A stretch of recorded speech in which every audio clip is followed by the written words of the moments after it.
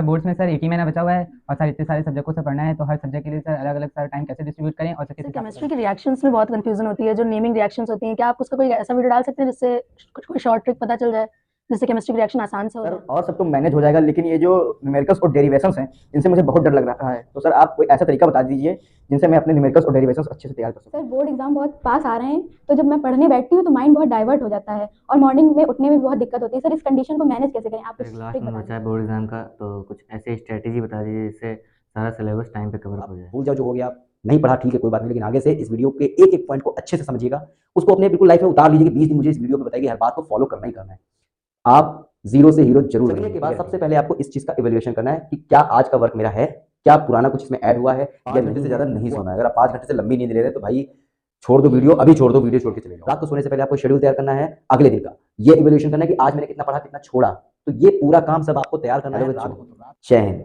तो 2025 board exam हमारे सामने है, लगभग 1 मंथ बचा होगा और हर बार की तरह इस बार भी बच्चों में एक डर है कि पास होंगे फेल होंगे, कैसे कवर करेंगे, वो चीज़ टफ लग रही है, वहाँ पे डाउट है। अभी तो इतना सब कुछ प्रिपेयर करना है, इस तरह के बहुत सारे क्वेश्चंस हैं जो हर बार की तरह बच्चों में इस बार भी हैं। मैं बता रहा हूँ इस वीडियो को अगर आप देखते हैं ना पूरा वीडियो और इसको 30 डे आप फॉलो करते हैं, मैं गारंटी लेता हूँ कि जीरो से हीरो की पोजीशन में मैं आपको पहुंचाऊंगा। मैं बताऊँ आपको, ये वीडियो जो है इसमें सबसे ज़्यादा वही लोग आए होंगे जिन्होंने साल भर पढ़ाई की ही नहीं।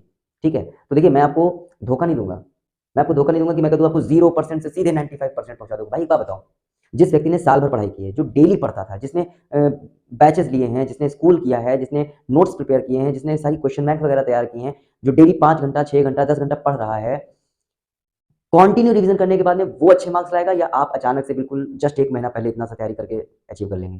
तो मैं झूठ नहीं बोलूंगा कि आपको 30% वाले हैं या 20% फेल होने वाले हैं बिल्कुल है, और सीधे मेरे वीडियो को देखकर के आप पहुंच जाओगे 95%। तो ऐसा है, मैं 10 वीडियो को जो आपको यूट्यूब पे दिख रहे हैं उनकी तरह झूठ नहीं बोलूंगा। मैं सीधा सीधा आपको बता रहा हूँ कि अगर आपने साल भर कुछ नहीं पढ़ा है, कुछ भी नहीं, तो इस वीडियो में जो स्ट्रेटेजी बताई जा रही है वो स्ट्रेटेजी को आप अपनाइए। मैं आपको इतनी गारंटी दे रहा हूँ कि आप कितने भी वीक हो, 80% को टच करने से आपको कोई नहीं रोक सकता। और अगर आप में से वो बच्चे लोग वीडियो देख रहे हैं जिन्होंने साल भर पढ़ाई की है, रिवीजन किया है, बढ़िया से तैयारी की है, उन्होंने मतलब टीचर्स की बात को सुना है और अपने गोल के पीछे बराबर कंटिन्यू दौड़े, वो वीडियो देखते हैं ये और स्ट्रेटेजी को फॉलो करते हैं, तो यकीन मानिए उनको तो 95% टच करना ही पड़ेगा। बोर्ड एग्जाम से 30 डेज पहले आप कहाँ पे हैं ये आपको मार्क करना होगा, और बोर्ड एग्जाम के पहले 2 दिन पहले आप अपने आप को कहाँ देखना चाहते हैं ये भी आपको ही डिसाइड करना होगा। ठीक है, तो जैसे लिखा है एक्सेप्टेंस ऑफ प्रॉब्लम, अपनी प्रॉब्लम्स को एक्सेप्ट करिए कि हाँ भाई मैंने पढ़ाई नहीं की, हाँ मैंने साल भर जैसे कि टीचर्स ने बोला कि रिवीजन करो या पेरेंट्स बोलते थे रिवीजन करो, मैंने नहीं किया। जिस लेवल की पढ़ाई मुझे करनी चाहिए थी मैं उस लेवल का वर्क नहीं कर पाया, ठीक है, उतनी प्रिपरेशन नहीं कर पाया, ये आपको एक्सेप्ट करना होगा। लेकिन साथ ही साथ ये भी एक्सेप्ट करना होगा कि आप कर सकते हैं। अपने आप को इतना छोटा भी मत समझिए कि हाँ जो गलतियां हो गई ठीक है, अब उसके लिए बाकी के बचे हुए 30 डेज को तो हम वेस्ट नहीं कर सकते ना, इन 30 डेज को भी आप अच्छे से यूज करेंगे तो परसेंटेज आपका 80 से नीचे तो नहीं ही होना है। तो जैसा कि बोर्ड एग्जाम की प्रिपरेशन के लिए मैंने आपको महायोजना बताने का एक वादा किया है, मेरे पास 3 स्टेप की एक स्ट्रेटजी है, एक महायोजना है जिसको फॉलो करके ना आप इस 30 दिन के अंदर ना बहुत कुछ अचीव कर सकते हैं, अपने आप को बहुत इंप्रूव कर सकते हैं। पहला स्टेप आपका है आइडेंटिफिकेशन ऑफ मिस्टेक, दूसरा स्टेप आपका है फ्रेश एंड एनर्जेटिक माइंड, तीसरा स्टेप है आपका आपकी स्ट्रेटजी और आपका रूटीन कैसा होगा। अब आप कहोगे यार वीडियो की शुरुआत में क्या ये बकवास बता रहे हैं, कौन सी फालतू चीजें, मैं स्ट्रेटजी के लिए आया था, मैं टेक्निक टाइम शेड्यूल के लिए आया था, मैं कैसे कॉन्सेप्ट का बंटवारा करूँ ये सब, और कहाँ ये सब।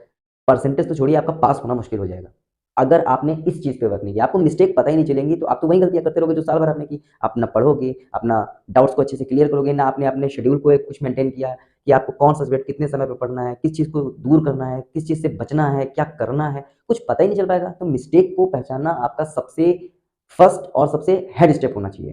तो देखिए 3 स्टेप में से सबसे पहले हम जो है अपना स्टेप 1 जो है हमारे मिस्टेक को आइडेंटिफाई करना, इसके बारे में देखते हैं।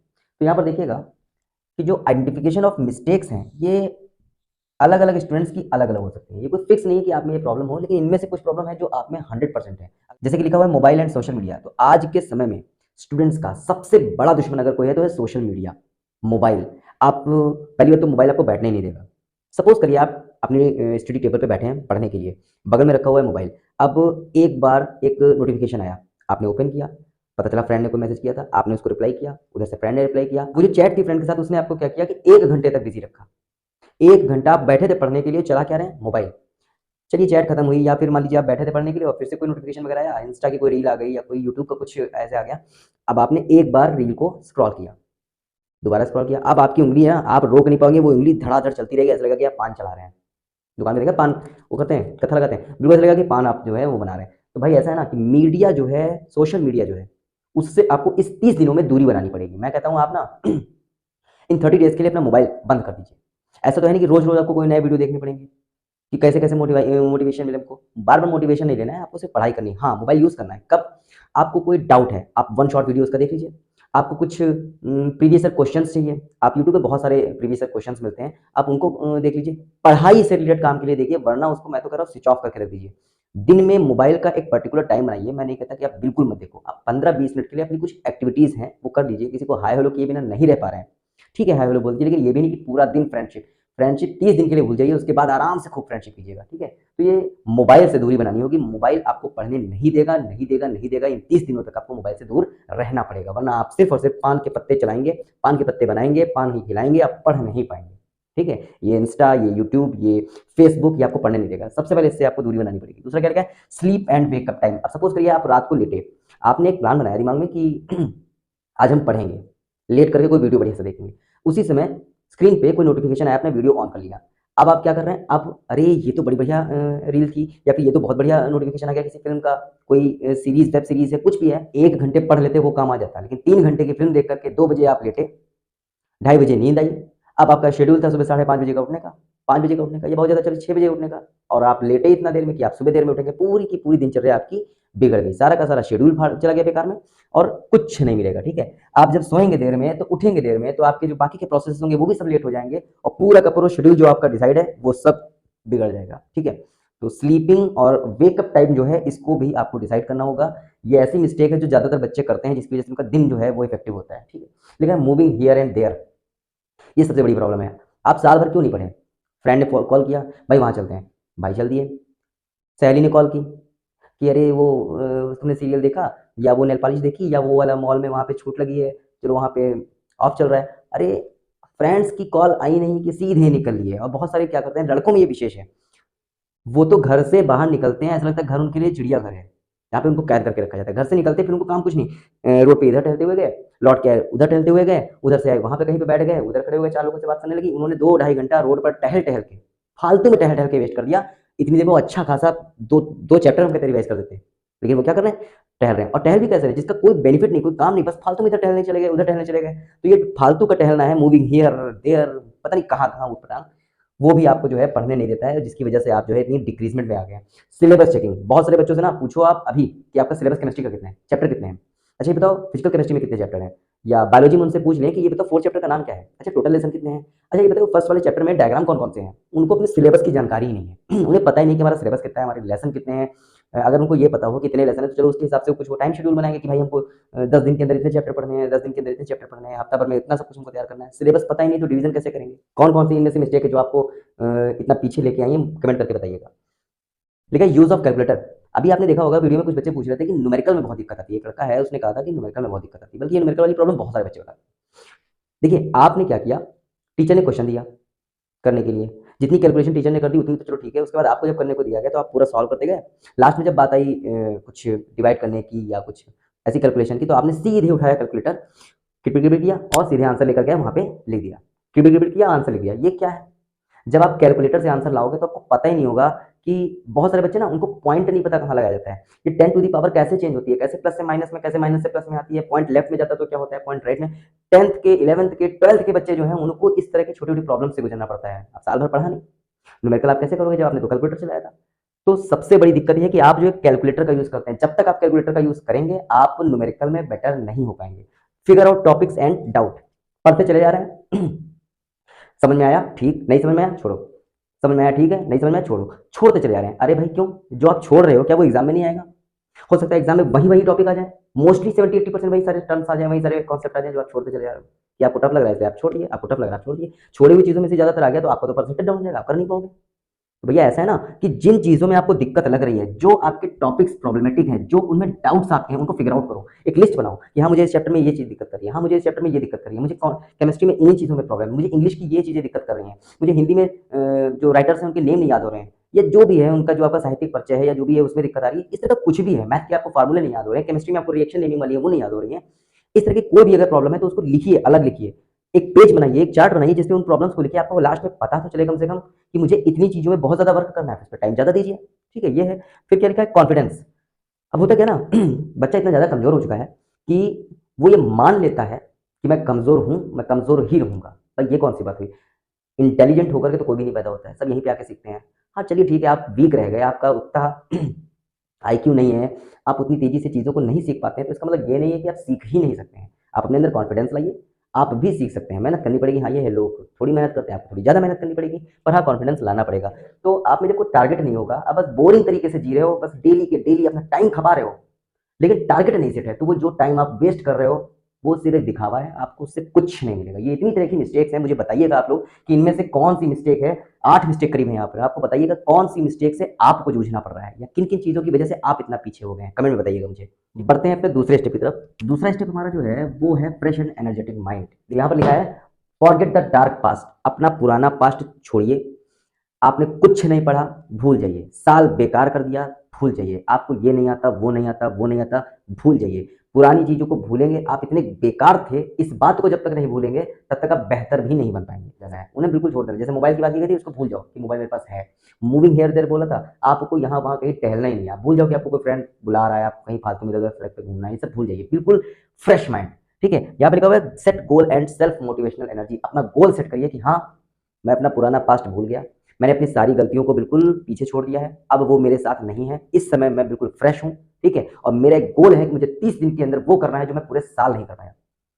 जो काम मैं पूरा साल नहीं कर पाया, मुझे वो 30 दिन के अंदर करना है। ये गोल सेट करिए, एक अपने अंदर से मोटिवेशनल एनर्जी लगाइए ना। बाहर से मोटिवेशन लेने की बजाय सेल्फ मोटिवेशनल पे काम करिए। सेल्फ मोटिवेशनल एनर्जी आपको ना डेली पुश करेगी, आपको बैठने नहीं देगी, आपको सोने नहीं देगी, आपको आपके ड्रीम के पीछे दौड़ाती रहेगी, ठीक है। आप में लेजीनेस नहीं आएगा, आलस नहीं आएगा, अगर आपके अंदर से सेल्फ मोटिवेशनल एनर्जी है, ठीक है। तो इन दो चीज पे वर्क करिए, फ्रेश माइंड, फ्रेश एनर्जी, और बिल्कुल एकदम फ्रेश माइंड लेकर के जो है आगे की तरफ बढ़िए। तो लास्ट में पहुंचते हैं अपने तीसरे पॉइंट पे, जो कि है बहुत ही valuable point, strategy and routine. आप किस तरीके से पढ़ने जा रहे हैं और आपकी डेली की रूटीन क्या होगी, आप डेली कैसा शेड्यूल अपनाएंगे, इस पर डिपेंड करता है कि आप कहाँ से कहाँ पहुंच सकते हैं और कितना अचीव कर सकते हैं। देखिए यहाँ पे क्या क्या लिखा हुआ है, stick calendar at your study place. आप जहां पर पढ़ते हैं, आपका अलग से सेपरेट रूम है या कंबाइंड फैमिली में रहते हैं, जगह की दिक्कत है, या जहां भी कहीं पे जैसे भी आप पढ़ते हैं, आपको वहां पे एक काम करना है। क्या कि आप जहां पे पढ़ते हैं वहां पे आपको वॉल पर एक कैलेंडर लगाना है, ठीक है। ये क्या हो गया आपका कैलेंडर, ठीक है।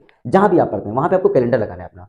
किस मंथ का? आप जैसे जनवरी में अभी पढ़ना स्टार्ट कर रहे हैं, आपके जो 30 डेज आप काउंट कर रहे हैं जनवरी से फरवरी के बीच, जैसे कि अभी 2025 में आपके बोर्ड एग्जाम लगभग 24 तारीख से स्टार्ट हो रहे हैं, तो आपको जनवरी से ये शेड्यूल अपनाना है। जनवरी में ही आप क्या करेंगे, मंथ खोल के अपने टेबल के पास लगा लेंगे, और इसके ऊपर आपको 2 पेपर नोट्स लगाने हैं। मतलब 2 पेपर कागज एक पूरा ले लीजिए, और एक कागज यहाँ पे लगा दीजिए, एक कागज यहाँ पे लगा दीजिए। जहाँ पे आप पढ़ने बैठ रहे हैं वहाँ पे कैलेंडर लगाना है, कैलेंडर के ऊपर आपको 2 कागज लगाने हैं, स्टिक कर दीजिए वहाँ पे। ये कागज आपके डेली चेंज होते रहेंगे, ठीक है। तो stick calendar at your study place, not mobile. हाँ, बहुत लोग कहेंगे सर आपको कैलेंडर ही चाहिए, तो हम मोबाइल में कैलेंडर सेट कर लेंगे। मोबाइल में अलार्म, भैया अभी थोड़ी देर पहले मैं मिस्टेक में बताया था कि मोबाइल आपको पढ़ने नहीं देगा। आप डेली पढ़ते समय वहाँ पे मोबाइल रखेंगे तो पढ़ाई कैसे करेंगे?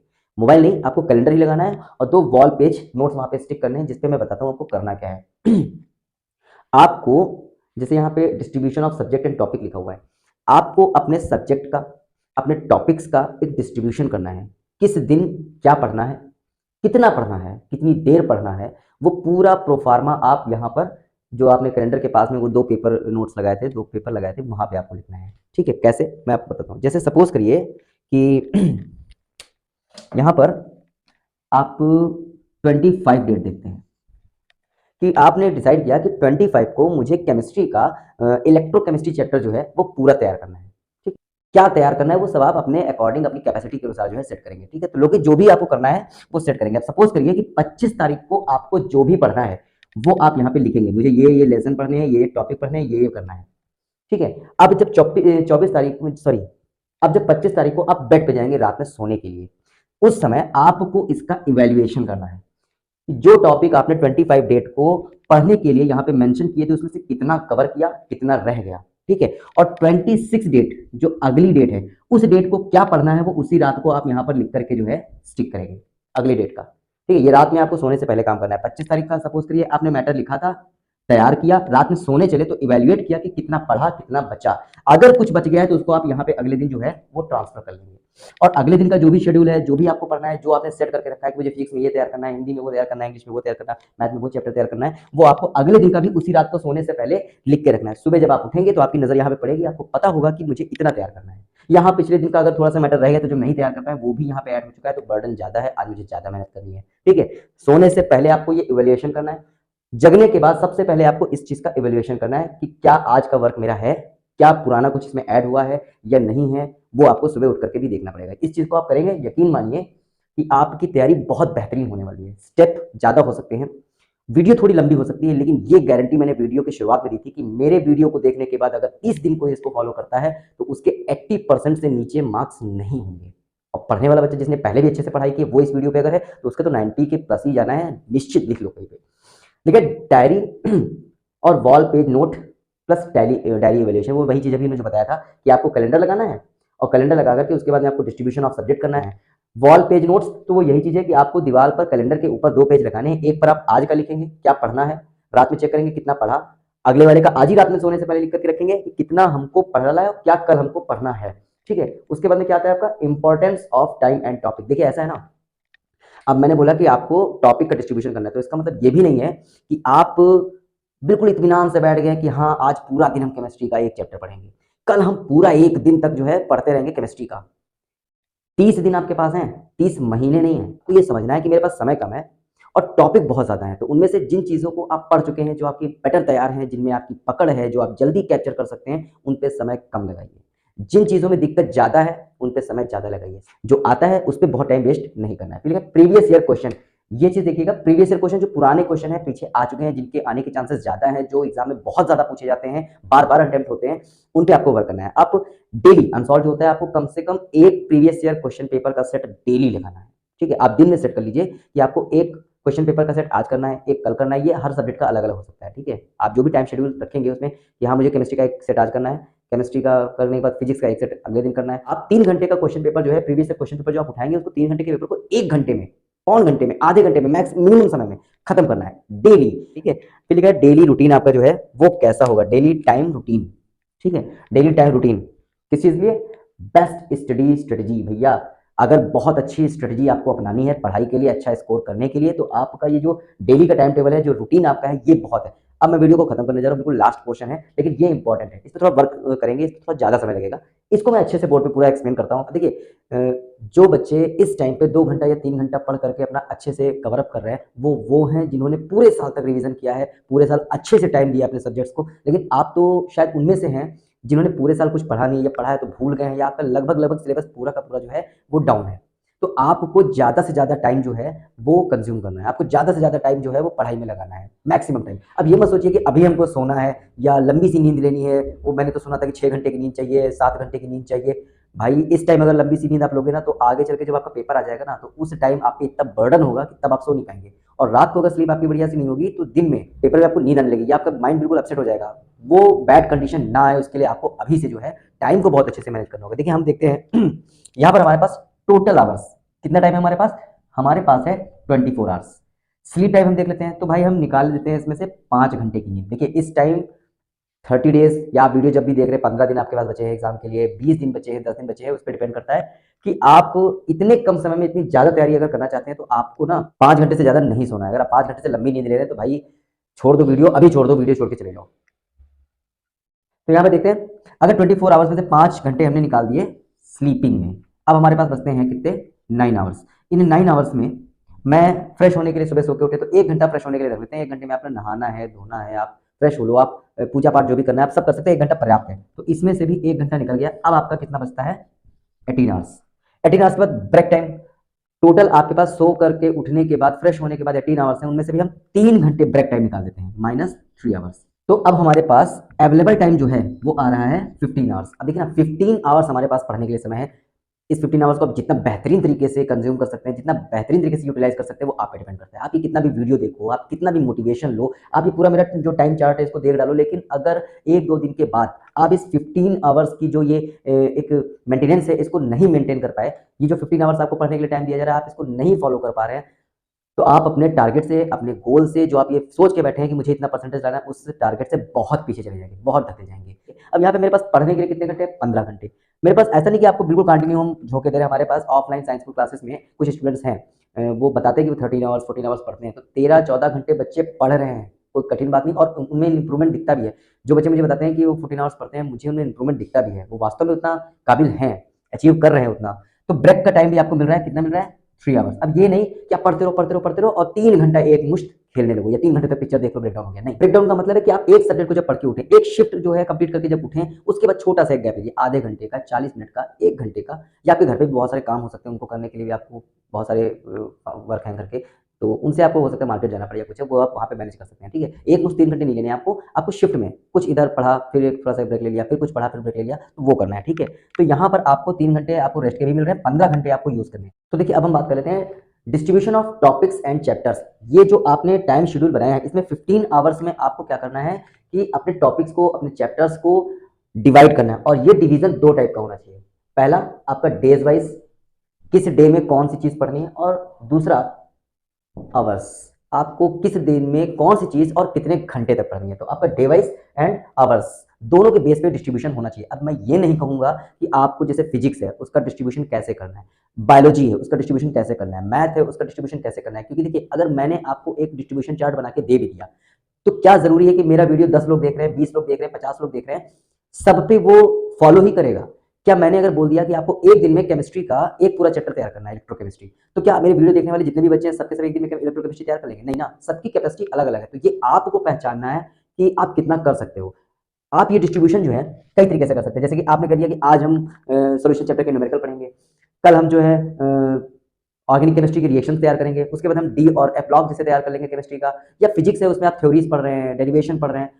आप question wise, lesson wise, question के टाइप के बेस पे किसी भी तरीके से ये डिस्ट्रीब्यूशन कर सकते हैं। लेकिन हाँ, आपको मैंने जो पहले बताया था कि आपको एक कैलेंडर लगाना है और उस कैलेंडर में देखना है कि कितने दिन में हम इतने सारे लेसन को कितने डेज में, कितने आवर्स में डिवाइड कर रहे हैं। ये पूरा शेड्यूल आपको तैयार करना है। जिस दिन वीडियो आप देख रहे हैं उसी दिन ये आपको शेड्यूल बना करके रख लेना है, ठीक है।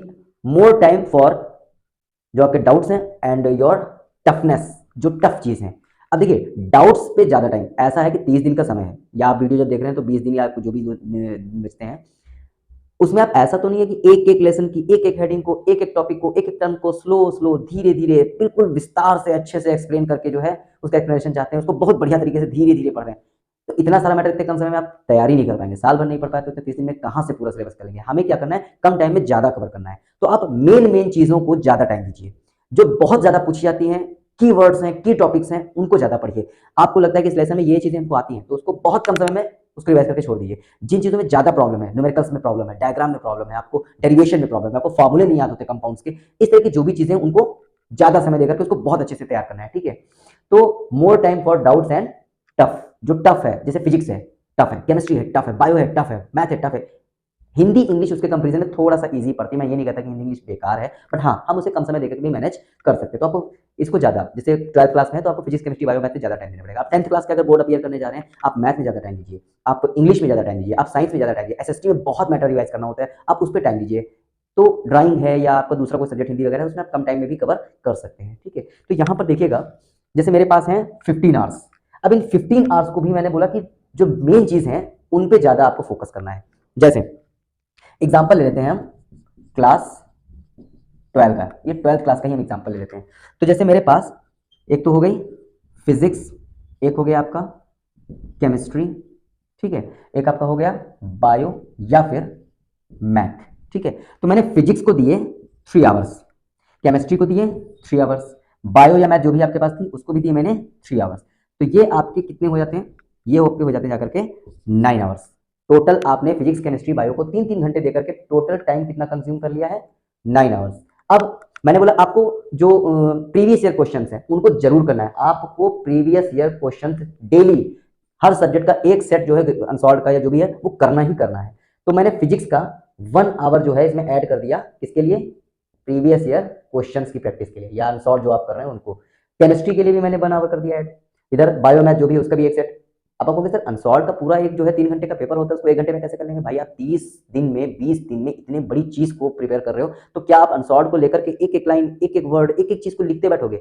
आप सरसरी नजर देखो, एमसीक्यू में फटाफट देखो कौन कौन से सॉल्व हो रहे हैं। आपके शॉर्ट वेरी शॉर्ट है, मन में ही देख लो कि अच्छा इसका ये आंसर होगा, इसका ये आंसर होगा। न्यूमेरिकल है उसको सॉल्व करके देखिए, डायग्राम है उसकी प्रैक्टिस कर लीजिए, बना करके देख लीजिए। तो जो ओरली हो जाए, जो मन में सोच के इमेजिन करके आपका आंसर निकल रहा है, ठीक है, जिसको कैलकुलेट करना पड़ रहा है उसको केवल करिए, तो आप 3 घंटे के पेपर को 1 घंटे में भी आराम से कवर कर सकते हैं। अब आपका यहाँ पास कितना टाइम निकलता है, 3 घंटे ये निकल गए, तो भाई 9 आवर्स प्लस 3 आवर्स, ये आपका टोटल कितना हो गया, 12 आवर्स। अब 12 आवर आपने कंप्लीट कर लिए, 12 घंटे आपके हो गए। 15 में से 12 घंटे खत्म होते हैं, बचते हैं 3 घंटे। अब इन 3 घंटों को आपको यूज कैसे करना है, तो हमारे पास हिंदी है, हिंदी हम हिंदी को देंगे 1.5 आवर। आपके पास इंग्लिश है, याद रहे मैं ये बात कर रहा हूँ किसके लिए, क्लास 12 के लिए, 10th का थोड़ा अलग पैटर्न हो सकता है। इंग्लिश के लिए, इसके लिए भी मैंने 1.5 आवर से दिया, तो ये आपका 1.5 घंटा, ये आपका 1.5 घंटा, और इधर आपका ये 12 आवर्स, ये जो 12 आवर्स है, 12 आवर्स और ये आपके 12 आवर्स ऐड हो गए किसमें, 3 आवर्स में, तो टोटल आपका हो गया 15 आवर्स। इस 15 आवर के पैटर्न को आप बहुत बढ़िया तरीके से यूज कर सकते हैं, बीच में गैप भी ले सकते हैं, आपके अनसॉल्व भी लग रहे हैं, प्रीवियस क्वेश्चन भी हो रहे हैं, आप 3-3 घंटे में मेन टॉपिक्स को पढ़ रहे हैं, तो आपकी प्रिपरेशन इतनी बेहतरीन होगी। मैं गारंटी लेता हूं कि इस स्ट्रेटेजी को पर डे फॉलो करने पे आप अगर बहुत वीक है तो 80% तो पक्का जाएंगे, और अगर पढ़ने वाले बच्चे हैं, आपने पीछे भी बहुत अच्छी मेहनत की है, तो 95% आप बहुत आसानी से टच कर सकते हैं। ये जो रीजन आपका दिख रहा है ये है नाइट, और वो होते हैं हमारे सोने के लिए, तो ये आपका स्लीप टाइम है, ठीक है, ये स्लीप टाइम आपका।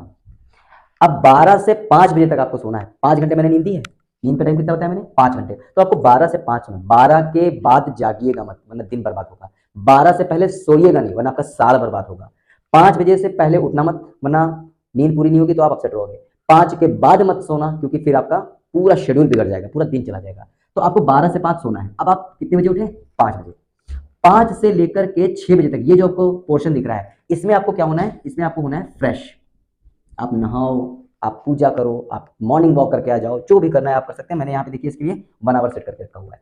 अब इसके बाद 6 बजे से लेकर के 8 बजे तक का समय, ये जो 6 से 8 बजे तक का समय है, ये आपका है स्टडी का समय।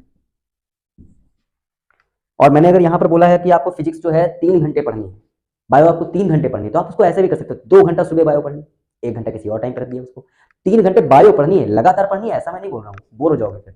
तो आपको सुबह 2 घंटे जरूर पढ़ना है। और ये तो बात हो गई एएम की, इधर बात करते हैं पीएम की। ये आपको यहाँ पर 10 बजे से लेकर के 12 बजे तक ये आपको पढ़ना ही पढ़ना है, सोने से पहले, ये भी आपका स्टडी टाइम है, ठीक है। तो ये जो 2 स्टडी टाइम आपको मैं मेंशन कर रहा हूँ, पहला सुबह सोने के बाद 2 घंटे, और दूसरा ये जो आपका रात को सोने से पहले 2 घंटे का है, क्योंकि पीछे मैंने वीडियो में बताया हुआ है कि आपको कैलेंडर लेना है, स्टडी प्लेस पे कैलेंडर के ऊपर 2 वॉल पेज नोट लगाने हैं, रात को सोने से पहले आपको शेड्यूल तैयार करना है अगले दिन का, ये इवैल्यूएशन करना है कि आज मैंने कितना पढ़ा कितना छोड़ा, तो ये पूरा काम सब आपको तैयार करना है रात को। तो रात को आप अगले दिन का प्लान करते हो, इसलिए जरूर ये लिखिएगा। और मैंने देखा है, ये मेरा पर्सनल जो है ओपिनियन है कि सोने से पहले का पढ़ा हुआ और सुबह उठने के बाद जो हम पढ़ते हैं वो बहुत अच्छे से तैयार होता है, उसकी प्रिपरेशन बहुत स्ट्रांग होती है, ठीक है। डरना नहीं है, डरो मत। मैं सेकंड स्टेप में पहले भी बोल चुका हूँ कि पढ़ाई आपकी तभी बेहतरीन होगी जब आप फ्रेश माइंड और सेल्फ एनर्जी, मोटिवेशनल एनर्जी लेकर के आप पढ़ाई को स्टार्ट करेंगे। तो आप भूल जाओ जो हो गया, नहीं पढ़ा ठीक है कोई बात नहीं, लेकिन आगे से इस वीडियो के एक एक पॉइंट को अच्छे से समझिएगा, उसको अपने बिल्कुल लाइफ में उतार लीजिए कि 20 दिन मुझे इस वीडियो में बताइए, हर बात को फॉलो करना ही करना है। आप 0 से हीरो जरूर बनेंगे, ये गारंटी मेरी।